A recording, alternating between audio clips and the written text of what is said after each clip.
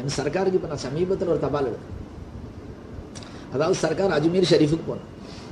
G மிஸ்கினுக்கு தபால் எழுதுனேன். கேரளாவிலேருந்து 40 ஹலீஃபாக்கள் என் கூட வர்றாங்க அஜ்மீருக்கு. தமிழ்நாட்டு ஹலீஃபாக்களையும் சொல்லி வர சொல்லுப்பான்னு எழுது. அப்போ அதில் எனக்கு விதிவிலக்கு தங்கெடுத்துனேன்.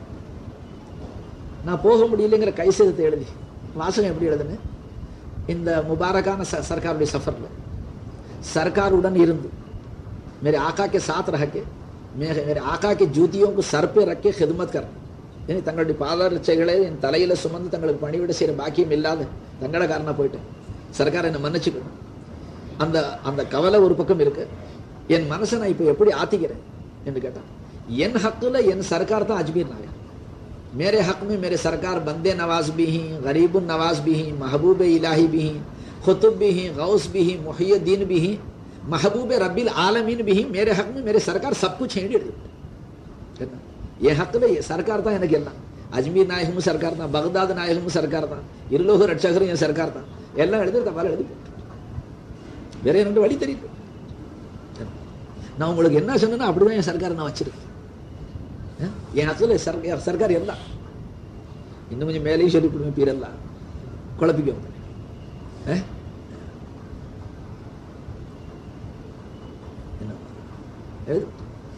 இவ்வளவு சர்க்காரை விளங்கி இருக்கிறது. ஒரு தடவை உட்காந்துக்கிட்டு முராக்கபா செஞ்சு சர்க்காருடைய இல்மு ஞானங்களை காலை நக்கி நக்கி இவ்வளவு பிச்சை வாங்கியிருக்கு. என் கல்விலும் வந்து சர்க்காருடைய காலை இவ்வளவு நக்கி இருக்கிறோம், இவ்வளவு முத்தம் போட்டிருக்கோம். இன்னும் நம்மளை விட்டு பாவம் நிக்க இல்லை. பாவம் சீராசை வரத்தானே செய்யும். அப்புறம் இந்த இல்மு படிச்சு சாதாரணமாக நாம இந்த தரீக்கத்துல வரதுக்கு முன்னால் இவ்வளவு பாவம் நம்ம செய்யலையே. தரீக்கத்துல வந்ததுக்கு பிறகு நம்ம பாவம் கூடி இருக்கு. இவ்வளவு பெரிய வலிக்கு அல்லாவுடைய குத்துபுக்கு நம்ம உலாமா இருக்கிறோம், நம்மளை கொண்டு இது பாவம் நிகழுது. அப்ப இந்த விஷயத்துல சர்க்கார் நம்மளை ஏன் காப்பாத்த இல்லை? அந்த அளவு கேள்வி போட்டாங்க. அப்படி முராக்கபா முடியறதுக்கு முன்னாலும் இப்படி பார்த்தாங்க. क्या सोचता फैजी शाह நடுங்கிவிடும். ஏன்னா சர்க்கார் கல்பு கல்பு கிடையாது, டெலிவிஷன் பெட்டி மாதிரி கண்ணாடி, முக கண்ணாடி, ரசம் பூசண கண்ணாடி, முகம் பார்க்குற மாதிரி. இங்க வந்துச்சோ இல்லையா அங்கே அக்ஸ் கொடுத்து அது நான் லட்சக்கணக்கான தடவை பார்த்துக்கிட்டேன். நான் இப்படி சிந்திச்சுக்கிட்டு இருக்கிறேன், ஏன் சர்க்கார் காப்பாத்து, இந்த எல்மை கொடுத்த சர்க்கார் நம்மளை காப்பாற்றணும். அப்போ இந்த எல்மை வந்து நம்ம தவறு செய்யணும். உங்களை மாதிரி இருந்தால் இந்த சிந்தனை எனக்கு வந்திருக்காது. அவன் செய்யறதுனால எனக்கு சிந்தனை வருது. நான் யோசிக்கிறேன். அது உட்காந்து செக்குண்டு சர்க்காரி முகத்தை பார்த்து क्या सोचता फैजी शाह சொல்லி இப்படி சொன்னாங்க. ஒரு உதாரணம் சொன்னாங்க. ஒரு ஆணும் பெண்ணும் தவறான ஆசையில கூடுற இடத்துல தவறான ஆசையை நிறைவேற்றி கொள்றதுக்காக முற்படும் பொழுது அவர்கள் மேல ஒரு சிங்கம் பாயறதுக்காக வேண்டி அவர்களை ஒரு பார்வை பார்த்தா அந்த பாவம் நிகழுமான்னு கேட்டாங்க.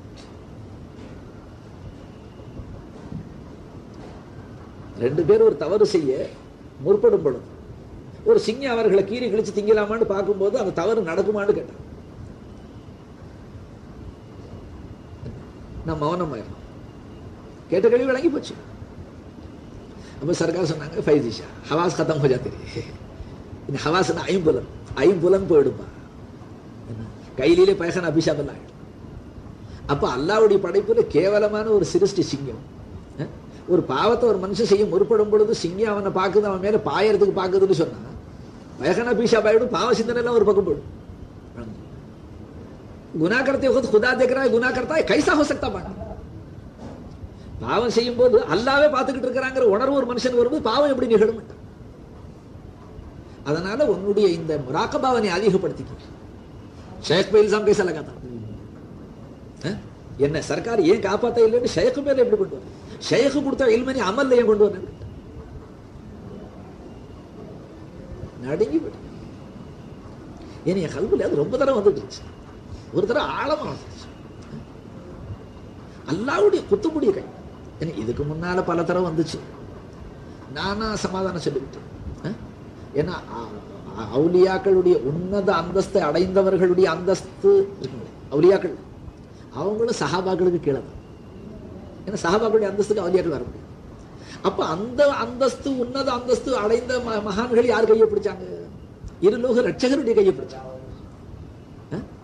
அப்ப அந்த மகான்களை கொண்டும் சஹாபாக்களை கொண்டு சஹாபாக்கள் நாம நிந்திக்கிறதாக அவர்களை லேசு கருதி பேசினா ஈமான் கொடுக்கப்படும். அவர்களை கொண்டு அமைய சமயத்தில் தவறுகள் நிகழ்ந்ததாக சரித்திரங்கள் இருக்கு. அப்ப அந்த சஹாபாக்கள் யார சொல்லல உங்க கையை பிடிச்ச மனுஷன் இந்த பாவம் எப்படி நிகழ்ந்துன்னு கேட்க இல்லையே. அப்ப நம்ம கல்வில இந்த கேள்வி எப்படி வருது? அல்லாவுடைய குத்துமுடி முந்தானே பிடிச்சிருக்கணும், அவங்க கையை பிடிச்சிருக்கணும். அந்த கையை அல்லாவுடைய கையின்னு பிடிச்சிருக்கணும். அப்ப பாவம் நிகழ்றது எப்படி விட்டுக்கிட்டு இருக்கிறாங்க? ஏன் அவங்களை காப்பாத்த என் தவஜ போட்டு கண்ட்ரோல் ஏன் பண்ணல? இது பல தடவை வந்தா நான் சஹாபாக்களையும் அருமநாயகத்தையும் வச்சு அப்ப இருலோக ரட்சகருடைய கையை பிடிக்க சஹாபாக்களும் அமைய சமயத்தில் தவறு செய்யத்தானே செஞ்சாங்க. தாவில் செஞ்சு செஞ்சே சமாதானப்படுத்திக்கிட்டோம். ஒரு தடவை கட்டு கடக்கு நீளமா யோசிக்க சர்க்காருக்கு வருத்தம் வந்துருச்சு நினைக்கிறேன். இவ்வளவு இல்மு வாங்கி ஷேഖை பத்தி இப்படி சிந்திக்கிறாரு. அப்ப இந்த உதாரணம் சொல்ல அப்ப நீங்க சிந்திச்சு பாருங்க நம்ம வாழ்க்கை எப்படி கழியும்.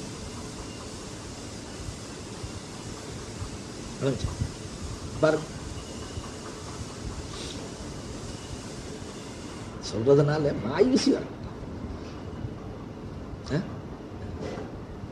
ஒரு தடவை என்னுடைய பாவங்களை பத்தி ரொம்ப தாங்க இல்லை ஏறி கரையில் ஜமாலிஷா நான் எது ஞாபகம் இருக்கும் தாங்க இல்லை இருந்துட்டு சர்க்காருடைய பழைய வீடு இருக்கும்போது அப்படி ஏரி கரையில் போய் அசரி போய் பேசிட்டேன். அங்க நின்று நான் ரொம்ப என்னுடைய பாவங்களை பத்தி சிந்திச்சுட்டேன். சக்குன்னு சர்க்கார் அவங்க பேசிக்கிட்டே இருந்த பேச்சை நிறுத்தி விட்டேன். முகத்தை திரும்பி பார்த்தேன்.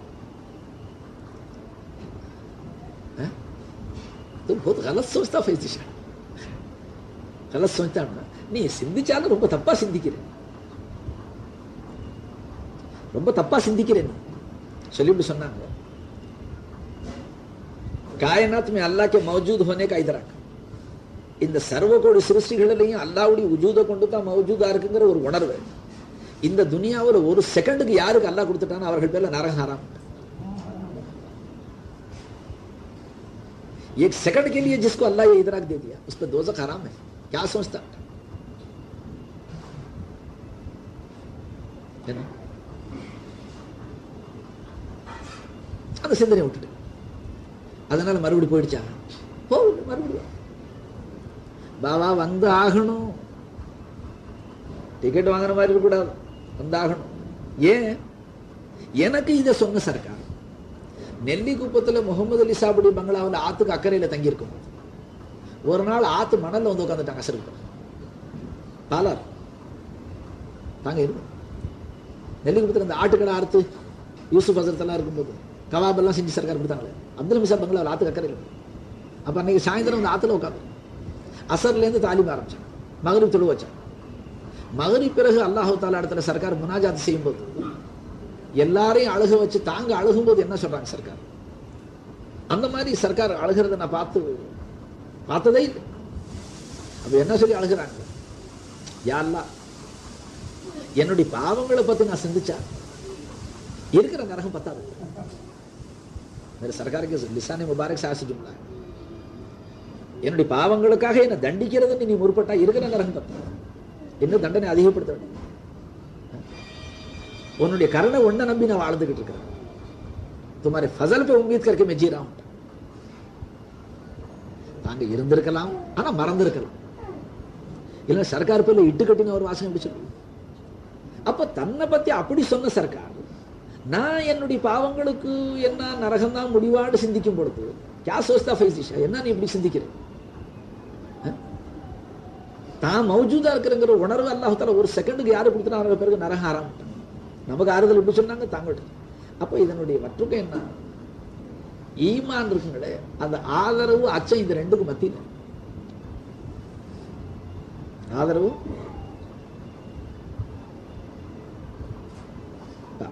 குத்துபு நாயகம் சொல்றேன். உன்னை விட வயசுல சிறந்த குறைந்தவர்களை பார்த்து இவன் வயசுல சின்ன பிள்ளை, நான் செஞ்ச அளவுக்கு இவன் பாவம் நிகழ்ந்திருக்கு. 60 வயசுல நிகழ்ந்த பாவம் இவனுக்கு 15 வயசுல அவ்வளவு நிகழ்ந்திருக்கான். 1-2 செஞ்சிருப்பான், ஏன் அளவு செஞ்சிருக்க முடியாது. அப்படி பார்க்க உன்னை விட வயசுல கூடுதலானவர்களை பார்த்து இவர் 70 வயசுக்கு செஞ்ச தஸ்பீஹ் இவர் ஓதுன அளவுக்கு இவர் தொழுத தஸ்பீஹ் திக்ர் ஃபிக்ர் தானம் தர்மம் இவர் எவ்வளவு நம்ம செஞ்சாரோ அதை நான் 30 வயசுக்குள்ள நான் அவ்வளோ செஞ்சிருக்க முடியாது. அதாவது எந்த நிலையிலையும் உயர்வா பார் தாழ்வா பார்த்தே கெட்டேன்ட்டேன். இப்படி சொல்லிக்கிட்டே வந்து குதுப் நாயகம் முடிக்கிறது எதுல முடிக்கிறாங்க? உன் பார்வை ஒரு காஃபிரான மனுஷ பேர்ல விழுந்துருச்சு, ஒரு காஃபிர் பேர்ல பால் விழுந்துருச்சு. அப்போ நீ உடனடியாக முராக்கபா செய். அல்லாஹ்வுடைய இல்மு ஞானம் தான் அஸ்தல். முரீது பாடத்தில் ஒரு மசலா இருக்கு, அது இப்ப விளங்காது. தக்தீர் மாறும், தக்தீர் அல்லாஹ் மாத்துவான், அல்லாஹ்வுடைய இல்மு மாறாது. அது விளங்க முடியாத பேச்சு, நீங்க போட்டு உழப்பிக்கணும். உங்களுக்கு அந்த அவசியப்படும் போது ஷேக் விளக்கம். आप समझ गए? तब्दीली तकदीर में है, इल्म अज़ल में तब्दीली नहीं. अपना इल्म अज़ल जो है उसको अल्लाह कभी बदलते, क्योंकि वह इल्म ज़ाती है, तब्दील आना मुहाल है. अगर इल्म को बदलना है तो पहले का इल्म गलत होना. मुहाल जो बोले सुन गया, समझ गए? तो तकदीर उनकी बनाई हुई चीज, उसको तब्दील करते. यमहुल्लाहु मा यशा व युस्बित व इंदहु उम्मुल किताब. तो तहत इल्म तकदीर को बदल देते. यहां तक रखो, गड़बड़ कर விளங்குச்சு. அப்போ குத்துப் நாயகம் சொன்னாங்க, ஒரு காஃபிர் பேர்ல உன் பார்வை விழுந்துருச்சு, அப்போ நீ முராக்கபா செய். அல்லாஹ்வுடைய ஆதி ஏற்பாட்டு என்ற அந்த பூர்வீக இல்மு இந்த காஃபிர் முஸ்லிம்களுடைய பட்டியலில் இருக்கலாம், ஈமான் கொண்டவர்களுடைய பட்டியலில் இருக்கலாம். இப்ப காஃபிரா இருக்கிறான், அந்த இல்மு தான் நிலைச்சு நிற்கும், இல்மும் படிக்கு தான் கடைசி வரைக்கும் ஆகும். அதனால இந்த காஃபிருக்கு அல்லாஹ் ஈமான இஸ்லாத்தை நசீபாக்கி இவனை வலியாக்கி குத்துபாக்கி மௌத்தாக்கிக்கலாம். அல்லாஹ்வுடைய ஆதி ஏற்பாட்டுங்கிற இல்முல நான் காஃபிருடைய பட்டியலில் இருக்கக்கூடும். அல்லாஹும் அஜா அல்லாஹ் லா தஜால்னா அல்லாஹ் நம்மளை பாதுகாப்பாங்க. ஆதி ஏற்பாட்டிலமா நான் காஃபிரா இருக்கக்கூடும். இப்போ வந்து நான் முஸ்லீமாக பெரிய பெரிய வந்து இது மாதிரி இருக்கிறேன், ஆனா இல்மு மாறாது. இல்மே தப்தீலி நீ மஹால், இல்மு மாற முடியாதுமா. ஆனபடியினாலே என்னுடைய இறுதி கட்டத்தில் என்னுடைய ஈமான் பிடுங்கப்பட்டு காஃபிரான நிலையில என்ன அல்லாஹ் மௌத்தாக்க கூடும். இந்த அளவுக்கு இறையச்ச ஒண்ணுல அல்லாஹ் அறிஞ்ச நீ இவ்வளவு அச்சப்பாடு இல்லைன்னு சொன்னா உனக்கு ஹஷியத்தை இல்லையே. இப்போ நான் இதை பார்த்துட்டு யோசிச்சுக்கிட்டே அப்படியுமா இருக்கும். இப்போ ஏதோ செய்தி வர ஆரம்பிச்சிச்சு, கலப்பு திருமணம், சாதிக் பாட்சாவுக்கும் ருக்குமணிக்கும் கல்யாணம். மந்திரி சாதிக் பாட்சா இல்லை, மந்திரி அவர் இல்லை, வேற ஒரு சாதிக் பாட்சா. அன்னைக்கு யாரோ சேலம் தருமபுரி மாவட்டத்திலேருந்து ஒருத்தன் ஒரு விதவை டீச்சரை கட்டிக்கிட்டான்னு கொடுக்கும், ஒரு இஸ்லாமான பெண்ணு. இந்த கோமதி யாரோ ஒரு மந்திரி அம்மாவே நிக்காலாம் திருமணம்லாம் செஞ்சு வச்சாங்க. வந்துச்சுங்களே, தருமபுரி மாவட்டத்திலேருந்து ஒரு முஸ்லீம் ஒரு விதவை பெண். இப்படியெல்லாம் செய்திகள் வருது. அதே நேரத்தில் செய்திகள் வருது, இன்னும் ஹிந்து இஸ்லாம் ஆயிட்டாரு, இன்னும் ஹரிஜன் இஸ்லாம் ஆயிட்டாரு, அந்த செய்திகளும் வருது. நான் சொன்ன குத்துப் நாயகம் சொல்றது அல்ல, பிரத்யட்சமாக காட்டுறான். இதை எதுக்கு எழுதுறாங்க குத்துப் நாயகம்? நீ அச்சமற்றும் இருக்காது, ஆதரவற்றும் போகாது, இந்த ரெண்டுக்கு மத்தியிலும் வாழ்க்கை வச்சு. அச்சமற்றும் போயிடாது, ஓ நான் அல்லாஹ் வரைஞ்சிருக்கிறேன், அல்லாவே கூட இருக்கிறேன், என்ன செய்யும் எது செய்யும், அது இப்படி போகாது. விளங்குச்சுக்கிறேன். ஆதரவற்றும் போகாது, என்னையுமா அல்லாஹ் மன்னிப்பாண்டு அப்படியும் போகாது. இது ரெண்டுக்கும் மத்தியில். அப்போ என்ன முடிவு செய்யும்? இன்னைக்கு தாலீமுடைய சாராம்சம் இதனுடைய முடிவு என்ன?